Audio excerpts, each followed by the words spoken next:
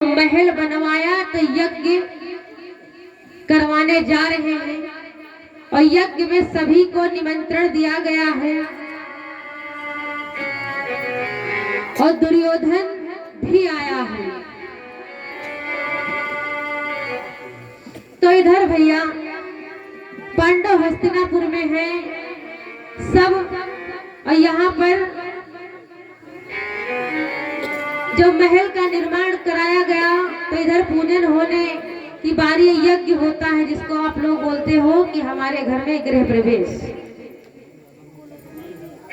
तो इधर दुर्योधन आया भैया रथ पर चढ़ के। जब रथ पर चढ़ के आया तो गर्मी के मौसम में आप लोगों ने देखा होगा कि रास्ता चमकता रहता है, ऐसा लगता है कि रोड पे मानो जल ही हो। सुदामा जैसे रथ से नीचे उतरा तो उसे ऐसा उसने देखा दूर से कि हमको लग रहा जल है, और सुदामा रथ से जब कूदता है रथ से तो क्या करता है, अपनी धोती को जो है ऊपर कर लेता है, और जब ऊपर कर लेता है तो सोचा थल में पैर पड़ा। थल मीन्स धरती पर, सोचा नहीं दिख ही रहा था, जल था नहीं, ये तो थल में, ये तो जमीन है सूखी, ये चमक ही रही थी जल की जैसी। इधर क्या होता है, ये दुर्योधन जो होता है भैया ये अपनी धोती छोड़ देता है, जो ऊपर कर किए हुआ था छोड़ देता है। जब छोड़ देता है, जब दूसरा पैर रखता है तो थल में न जा करके जल में गिर जाता है। और अटारी पर भैया द्रौपदी खड़ी हुई थी अपने सखियों के साथ में, और दुर्योधन गिरा धड़ाम से। तो यह द्रौपदी हंसने लगी कि बताओ कैसे कैसे भगवान के संसार में अंधे बसे पड़े, बताओ दिन में इनको नहीं दिखाई दे रहा है। तो बोल पड़ी, भगवान श्याम के इस जग में कुछ अद्भुत अंधे होते हैं। भगवान श्याम के इस जग में कुछ अद्भुत अंधे होते हैं। भगवानों के हो नयनवान, अंधों के अंधे होते हैं।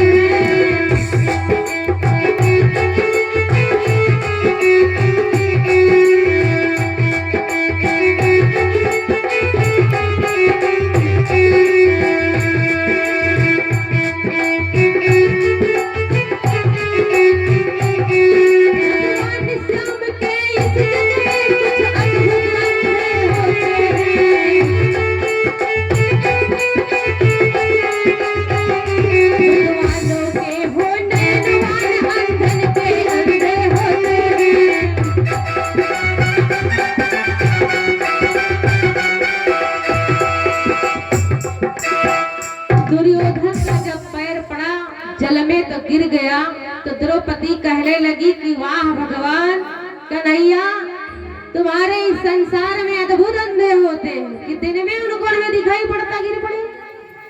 और कहा दीर्घवानों के हो नयनवान और अंधन के अंधे होते हैं। दुर्योधन कहने लगा इसने मुझे जो कहा तो कहा मेरे बाप को भी नहीं छोड़ा। भैया धृतराष्ट्र जो थे वो अंधे थे और दुर्योधन उन्हीं का बेटा है। इधर द्रौपदी ऐसा कहकर चली जाती है, और द्रौपदी चली जाती है और ये जो है सोचने लगा कि द्रौपदी तेरा हंसना एक दिन रुलाएगा। दुर्योधन कहता है मैंने अपनी हंसी का बदला न ले लिया तो मेरा भी नाम दुर्योधन नहीं। क्यों? क्योंकि बदला लेने का कारण मेरा आठों पहर का है। ठीक द्रौपदी, मैं तुझसे बदला ले लूंगा। और बदले की आह भैया बहुत खराब होती है। इधर पांडव ये आता है दुर्योधन सगुनी मामा के पास, कहा मामा द्रौपदी मुझे अंध कह गई और मुझे तो कह गई लेकिन मेरे बाप को भी नहीं बख्शा। कहा मामा तू ऐसा कर बदला दिलवा दे। और भोलेनाथ की शपथ ले रहा कि हे भगवान भोलेनाथ काशी विश्वनाथ बदला दिलवा दो भगवान। इधर दुर्योधन कहता है मामा सगुनी से, तो मामा सगुनी ने कहा ऐसा करो पांडवों को हस्तिनापुर बुलवाओ। तो कहा कैसे बुलवाया जा सकता है? कहा धृतराष्ट्र से हस्ताक्षर करवा लो। और धृतराष्ट्र से हस्ताक्षर करवा लिया।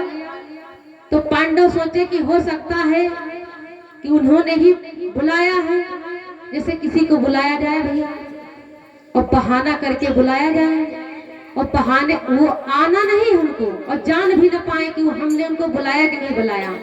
आपके माध्यम से किसी को बुलाया जाए लेकिन आपको कानो कान खबर ना हो।